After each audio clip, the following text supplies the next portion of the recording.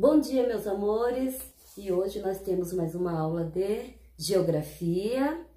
Sim, estamos falando ainda sobre os principais povos que trouxeram as suas contribuições culturais, seu jeito de viver, trouxeram aqui para o nosso querido Brasil, e essa contribuição influenciou e formou o nosso jeito de viver até os dias atuais. Influenciou minha forma de viver e o seu jeito de viver. Então, a gente já comentou aqui dos indígenas, que foram os principais povos, né? A matriz aqui da nossa, do nosso eixo. Foram três, o primeiro, os povos indígenas. Falamos na nossa última aula as contribuições europeias, principalmente do povo de Portugal, que chegaram, se estabeleceram, trouxeram também seu jeito de ser, de viver, de fazer, trouxeram algumas coisas negativas, mas também deixaram coisas positivas as quais usamos até os nossos dias.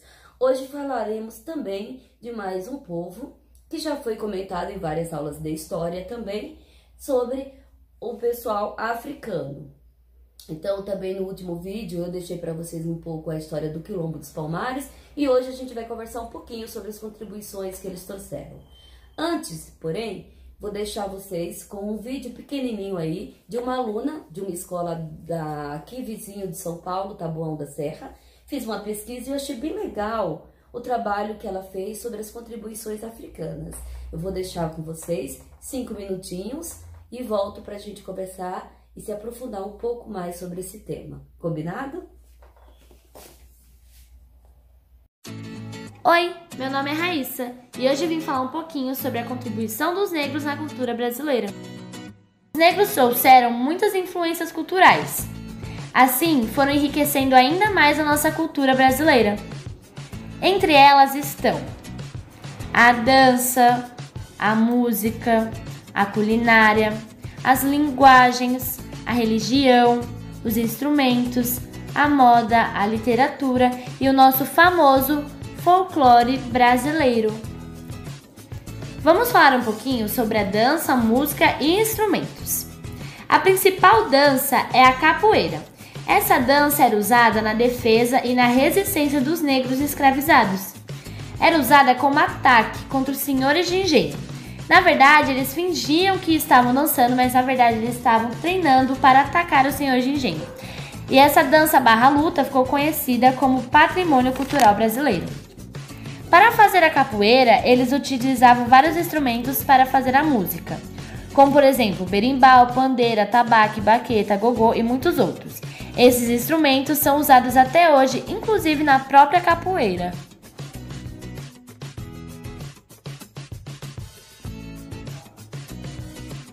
Vamos falar um pouquinho sobre a culinária.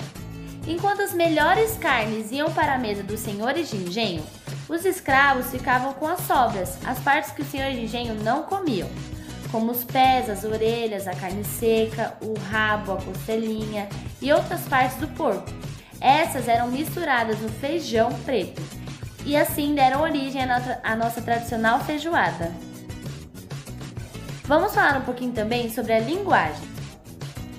Certas expressões e gírias que os negros escravizados usavam se tornaram de tal forma parte do nosso vocabulário, na qual usamos até os dias de hoje. Falar também sobre o folclore e a literatura. O folclore brasileiro faz parte de um grupo de histórias e lendas que os negros africanos e escravizados contavam. Essas histórias acabaram fazendo parte também da nossa literatura. Histórias repassadas de geração em geração, com infinidade de personagens, como por exemplo a Iara, o Saci Pererê, o Boitatá, o Boto Cor-de-Rosa, entre outros 1000 personagens.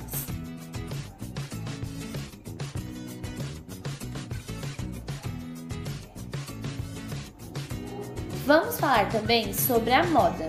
Uma coisa que está bem presente na nossa cultura é o turbante. Na realidade, o turbante não é executivo da cultura brasileira, mas ele influenciou bastante na nossa cultura. Para as negras e negros brasileiros, é um símbolo de resistência e empoderamento, e tem relação com a história de escravismo e marginalismo a que essa população esteve sujeita ao longo de toda a história do país.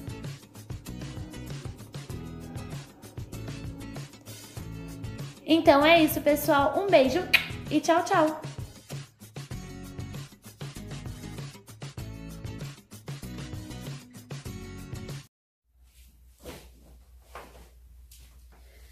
Muito bem, essa aluna Raíssa, eu não a conheço, mas eu gostei muito do trabalho dela e ela conseguiu, de forma bem resumida, tocar nos principais pontos que influenciaram o nosso jeito de viver até os dias atuais. E por isso nós também somos conhecidos fora do nosso Brasil, por conta de alguns detalhes da contribuição africana. Lembrando que nós somos fruto dessa contribuição dos três principais povos. Combinado? Vamos lá então. O que foi apresentado pelo trabalho da Raíssa, dessa aluna, a gente vai conversar ao longo dessa nossa videoaula aqui. Então, primeiro, vou deixar com vocês as imagens de como os africanos chegaram até o nosso continente. Lembrando que eles moravam em um continente totalmente diferente do nosso, longe, separado pelo grande Oceano Atlântico. O que tem de parecido é que lá também é um lugar muito quente, como o Brasil, porque recebe a irradiação solar na mesma quantidade, quase que a mesma quantidade que a nossa, tá? E que lá eles já tinham o costume de viver em guerras, tribo contra tribo, uma tribo dominava a outra, escravizava a outra.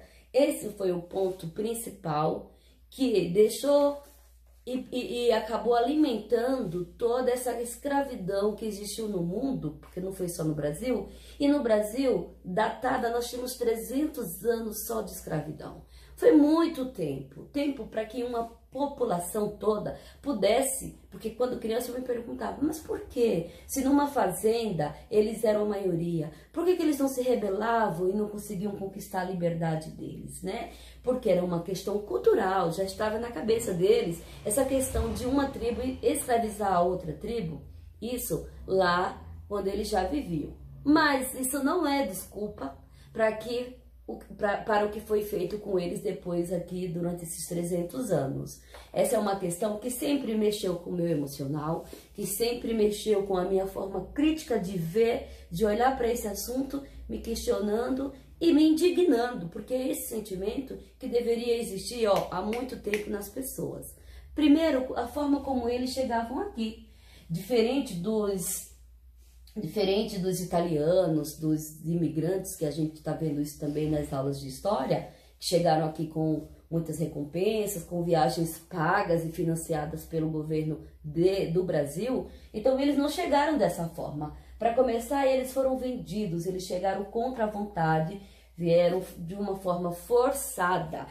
Na sua apostila, na página 12, inicia-se assim, a maioria dos povos africanos foi trazido pelos europeus, no caso do Brasil, pelos portugueses principalmente, na condição de escravizados para trabalhar no cultivo da cana-de-açúcar e depois no café, que a gente já sabe, já fala sobre isso. Então chegaram aqui numa viagem longa, em péssimas condições humanas, porque eu vou dizer desumana, é a grande verdade. Ali não existia separação de lugar e privacidade nenhuma, nem para criança, nem para idosos. Chegava gente de toda a idade e de todas as condições.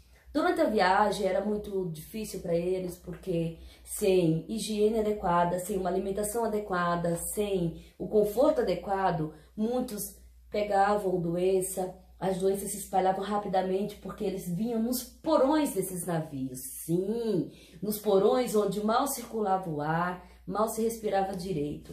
Então, muitos adoeciam e morriam ao longo dessa viagem. Eles eram jogados no mar, os corpos que morriam. Além disso, eles eram abusados de todas as formas. Se existisse uma garota bonita ali no meio, já era muito preocupante. E às vezes não era nem por ser bonita não, só o fato de estar ali, os europeus castigavam e já achavam que mereciam explorar todos do jeito que queriam, né? Isso era muito ruim, muito difícil. Além disso, Um ponto que é pouco falado nas aulas, principalmente na sua apostila, é que eles eram arrancados, muitos deles, de seus parentes. Alguns vinham deixando pai e mãe, outros vinham para cá deixando filhos e esposa, e aí batia uma grande solidão, que nós podemos chamar hoje como depressão, naquela época era chamada de banzo. Era numa linguagem africana, não sei direito qual o nome do dialeto, mas o banzo também, infelizmente, levou à morte muitos ao suicídio, também no desespero de perder a esperança que nunca mais encontraria seus parentes, sua família, e ou cometiam suicídio ou morriam de tristeza profunda, tá? E assim esse povo chegou aqui no nosso Brasil. Estou deixando algumas fotos aqui para que você veja a forma como eles eram tratados. No seu livro tem essa imagem aqui, a gente percebe a presença de crianças africanas. Eles não tinham essa de que era criança e tinha direito a nada. Se tivesse a pele escura, negra, sabendo que vinham lá da África, que tinham chegado da África, eles iam direto para o escravo, para o trabalho escravo. Se você observar essa foto, você verá que aqui tem crianças trabalhando como babá, costurando, servindo comida, servindo as senhoras brancas europeias que se instalaram aqui no nosso país no início dessa colonização. Porém, trabalhar aqui era considerado para a grande população negra da época um privilégio, porque era um trabalho mais tranquilo, era um trabalho dentro de casa, eles achavam um trabalho suave, porque a maioria, gente, trabalhava, olha aqui essas outras imagens, era na cana-de-açúcar, quando não plantando, colhendo. Quem já trabalhou com a plantação de cana-de-açúcar sabe muito bem como é difícil sobreviver. Além do sol, que é muito quente, né? Hoje em dia, por exemplo, existe a prática de se queimar as palhas da cana por conta do pelo que machuca a pele, corta bastante a pele. Então, naquela época também não já existiam algumas práticas, mas nem tanto. E era sol a sol, eram horas de trabalhos, descanso quase nenhum existia, alimentação já comentei com vocês. Além de tudo isso, de bônus, gente, de bônus, porque a tia G está sendo bem irônica, né? Eles ainda ganhavam um prêmio, sabe o quê? Castigos físicos, sim, foram muito castigados, muitos eram castigados até a morte. Já comentei sobre essa questão em outras aulas passadas. Por conta do trabalho exaustivo no início em que o Brasil ficava rico com a produção do açúcar, eles também foram muito usados e explorados na produção do café. E a gente já comentou sobre os grandes lucros que o café deu em nossas aulas de história, você está lembrado? Então, olha só, aqui a gente vê que o trabalho era bem exaustivo.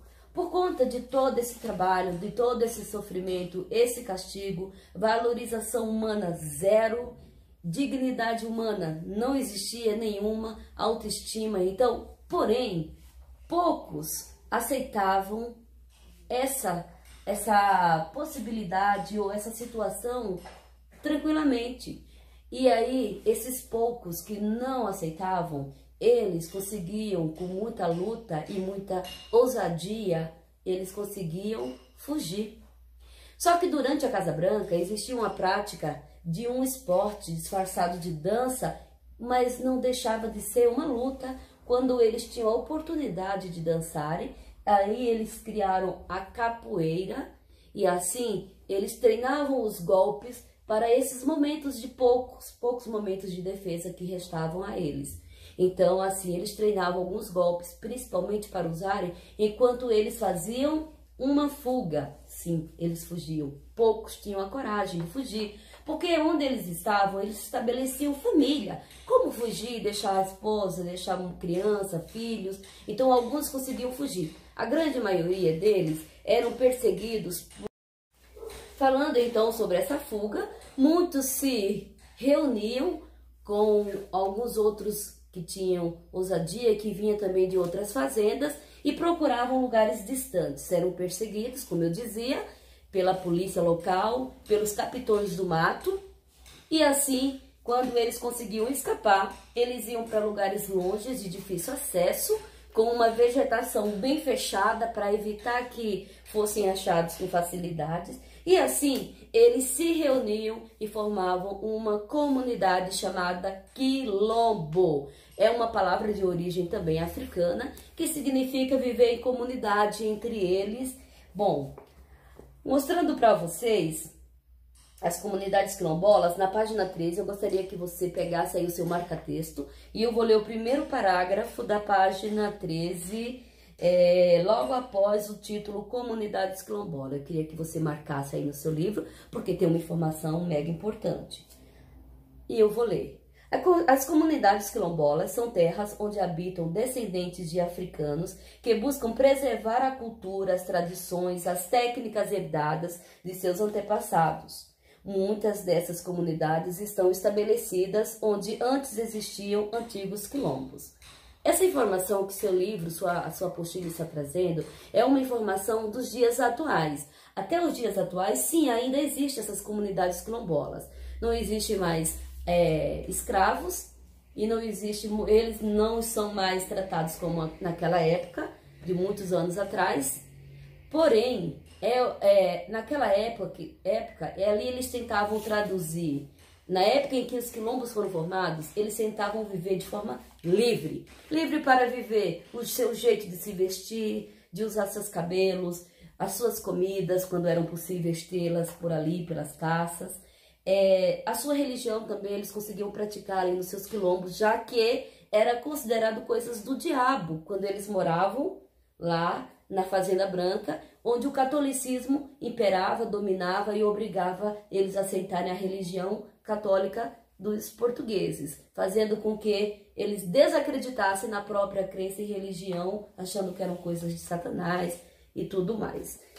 Ok, as comunidades atuais tentam resgatar, galerinha, e não deixar morrer a história dos antepassados deles. Então, quando eles tentam resgatar essa tradição, costume, artesanato, o alimento, a vida deles, se você puder um dia visitar uma comunidade quilombola, você verá um pouco da história em que realmente aconteceu na época da escravidão.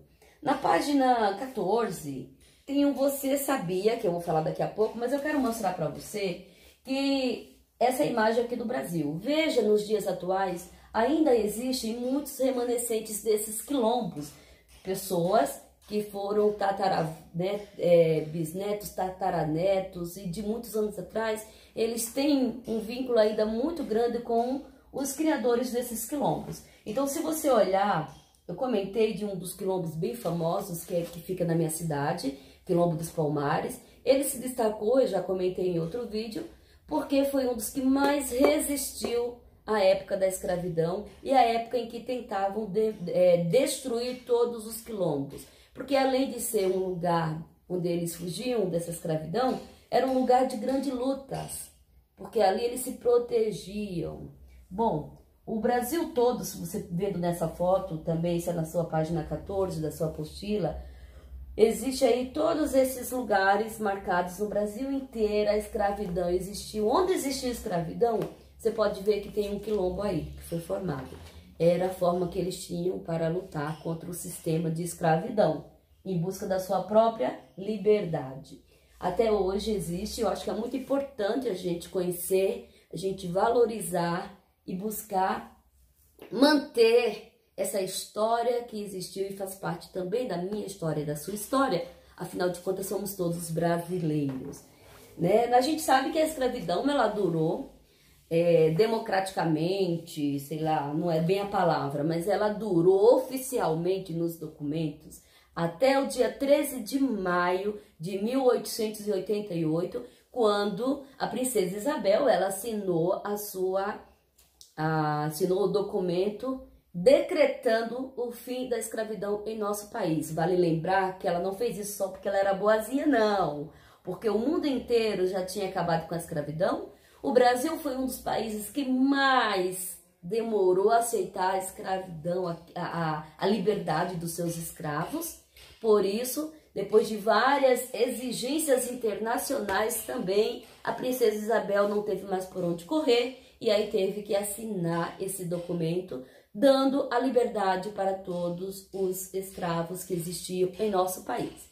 Mesmo depois da escravidão, os quilombos existem, estão aí. E tem alguns pontos, galerinha, que a gente não pode fechar os olhos para isso. O livro não traz, mas é importante a gente refletir. Primeiro, por que o dia 20 de novembro é considerado um dia importante para o nosso país? Inclusive, em muitas cidades passou a ser até um feriado. Ele deveria ser nacional, ele não é nacional, ele é um feriado facultativo. Facultativo é quando o município, a cidade decide ou não fazer aquele feriado, tá? Então, o Você Sabia traz uma informação importante. Veja, você sabia que no dia 20 de novembro é comemorado o Dia Nacional da Consciência Negra? A data é marcada pela morte de Zumbi dos Palmares, que foi um dos grandes líderes do Quilombo do Palmares, que lutou pela liberdade dos escravizados e se tornou um dos nomes mais importantes da resistência à escravidão. Essa aqui é uma das fotos mais reais de Zumbi, tá? Em outro vídeo a gente já viu até a explicação do nome dele, porque Zumbi é aquele que nunca morre. E realmente ele nunca morreu, porque ele é falado, ele é lembrado, a história dele é contada até hoje. Estamos nós aqui falando sobre o exemplo de conquista, de luta de Zumbi. Então ele nunca deixou de existir, até dando seu exemplo. Mas não foi só Zumbi, não. Em todos os quilombos, como você viu na imagem anterior, no mapa, onde tinha o quilombo tinha que ter o seu líder para poder se organizar. Então muitos líderes também marcaram a presença, luta e tudo mais. Zumbi foi o que mais se destacou na história que nós conhecemos, certo? Então, quando ele morreu, a data do dia 20 de novembro passou a ser uma data importante para mim e para todos os brasileiros, aqueles que têm ideia, conhecimento e sensibilidade para compreender o sofrimento que esse povo passou aqui na história do nosso país, deixando e contribuindo para o crescimento. Não só o crescimento financeiro do nosso país, como o crescimento, principalmente o crescimento cultural do nosso país, certo? Por falar em cultura, na página 16 da sua apostila, você verá grandes contribuições deles, né? Nós temos ali rodas de capoeira, como foi falado no vídeo daquela aluna, no vídeo inicial, da Raíssa. Nós temos aí grupos de samba, de Sergipe, a primeira foto capoeira em São Paulo, lembrando que a dança capoeira, ela é presente no Brasil inteiro e inclusive fora do Brasil, tá? As pessoas buscam, querem aprender, querem conhecer essa arte, porque virou arte pra gente. Nós temos aí uma foto de Salvador, pessoas ali, aqui ó, preparando a acarajé. Então, é importante a gente lembrar que a cultura e a influência desse povo está presente, foi falado no primeiro vídeo, né? Principalmente na sua forma nas comidas, acarajé, feijoada e tantos outros alimentos ou condimentos que a gente chama de temperos, a nossa comida. Foi trazido e foi deixado pelos africanos. Também modelos, moda, né? Na verdade, a gente está aqui vendo hoje a questão do cabelo. É importante a gente parar e refletir, porque um cabelo black, né? O que é um cabelo black? Veja aqui a influência na moda hoje, algumas fotos que eu tô deixando para vocês aqui. Durante muito tempo, eles acreditaram que ser negro, que ter um cabelo diferente ou a pele escura era ser feio, porque eles nunca foram respeitados aqui em nosso país. E hoje, ainda estão sendo respeitados? Hoje, algumas pessoas que têm consciência e preferem dar liberdade ao seu cabelo, à sua forma de ser, a mostrar a beleza que existe em ser diferente. Nós, quando passa alguém por nós, a gente está respeitando, certo? O cabelo é individual, cada um tem o direito de usá-lo, com pintar se quiser, prendê-lo, cortá-lo, amarrá-lo, como eu disse, alisar ou deixá-lo livre. Tem gente que fala, esse é um cabelo ruim, não existe cabelo ruim. Cabelo não fala mal da vida de ninguém. Cabelo é cabelo, certo? E a gente precisa aprender a ver a beleza que existe no diferente. E você ainda olha para essas questões com preconceito, aquele preconceito que foi implantado desde a chegada dos povos africanos lá nos séculos passados. Preconceito, vale lembrar que é uma coisa que está fora de moda, aliás, nunca deveria ter ficado na moda. Tratar as pessoas com respeito e com um olhar de dignidade é, no mínimo, o direito que cada um tem, assim como eu mereço, você merece, todas as pessoas, independente da cor da sua pele, independente de como ele gosta de usar seu cabelo, né? Então, as contribuições também nos turbantes, poucas pessoas usam, mas foram presentes na dança, nos tambores, e assim, existem questões que daria para a gente conversar bem mais, mas o nosso tempo pouco, não dá para a gente ir, mas vale lembrar que a religião africana até hoje sofre muito preconceito, desde quando o catolicismo tentou se impor, a religião africana. Não é a minha religião, mas merece o respeito de todo mundo, como todas as outras crenças. E para encerrar a nossa aula de hoje, vamos fechar com essa música do Gabriel Pensador, que o título é Racismo é Burrice. Vamos ler e faz parte de uma atividade que você fará no seu livro de geografia. E diz assim: não seja um ignorante, não se importe com a origem ou a cor do seu semelhante. O que importa se ele é preto e você é branco? Aliás, branco no Brasil é difícil, porque no Brasil somos todos mestiços. Se você discorda, então olha para trás, olha a nossa história, os nossos ancestrais. O Brasil colonial não era igual a Portugal. A raiz do meu país era multirracial. Tinha índio, tinha branco, amarelo, preto, nascemos da mistura. Então, por que o preconceito? Barrigas cresceram e o tempo passou. Nasceram os brasileiros, cada um com a sua cor, uns com pele clara, outros mais escura, mas todos viemos da mesma mistura. Mandou bem, Gabriel Pensador. Ele é um cantor, não sei quantos aqui conhecem, é um cara aí que trabalha bastante, trazendo informações e causando aí reflexões para a população brasileira em muitas questões sociais. E aí deixou pra gente essa música tão linda pra gente poder pensar um pouco mais quando a gente estiver se relacionando com todos os outros brasileiros. Né? A gente deveria falar um pouco mais sobre a questão das favelas, como houve a origem, mas o nosso tempo não nos permite. A gente pode conversar um pouco mais sobre isso em nossa live de hoje. Beijo e até daqui a pouco.